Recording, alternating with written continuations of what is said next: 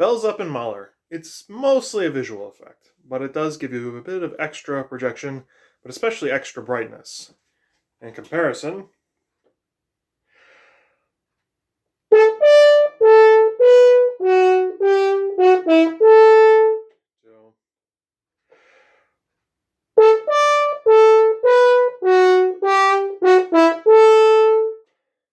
it's a slight change, and at that angle it's not too much of a problem.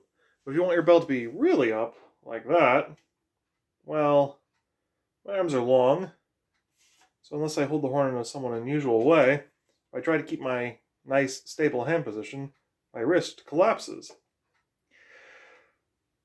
And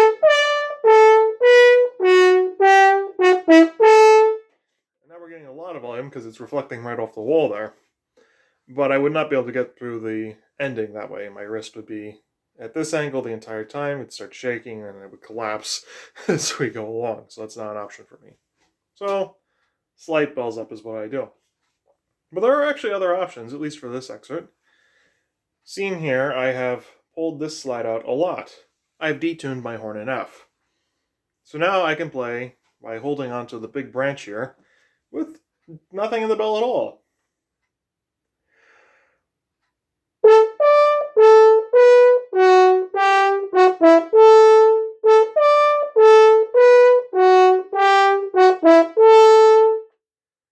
And that gets the very bright sound that Mahler is really looking for. And a direct comparison shows the intonation isn't too far off.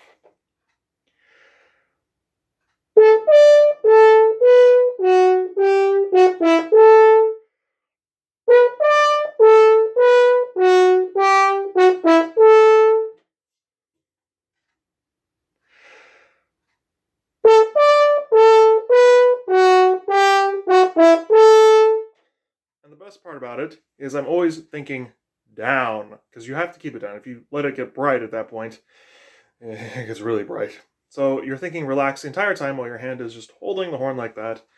And that's a good feeling to be in at the end of the Mahler symphony.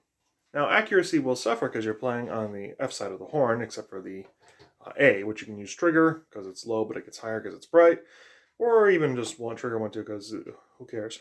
It's loud. But in addition, I'd probably just do my normal wimpy bells up because I need that accuracy. This is also dependent on your seating situation. Like when I'm playing in a band ensemble, even this is kind of a risk because now I'm bumping into the person next to me. And bells up is once, denser forever, is the way I like to look at it. But these are options to consider. Obviously, the hand off the horn doesn't work for the stopped parts, and that's also a good way to determine your reasonable stop position. That's about as high as I can go for that. If I lean backwards and memorize, I can get a bit more. And that's good for your air supply because, hey, look, everything's perfectly straight now. But I also can't see the conductor and I can't see the music. I can memorize the music, and I should at least try to look at the conductor. So these are ways to prepare for unusual techniques.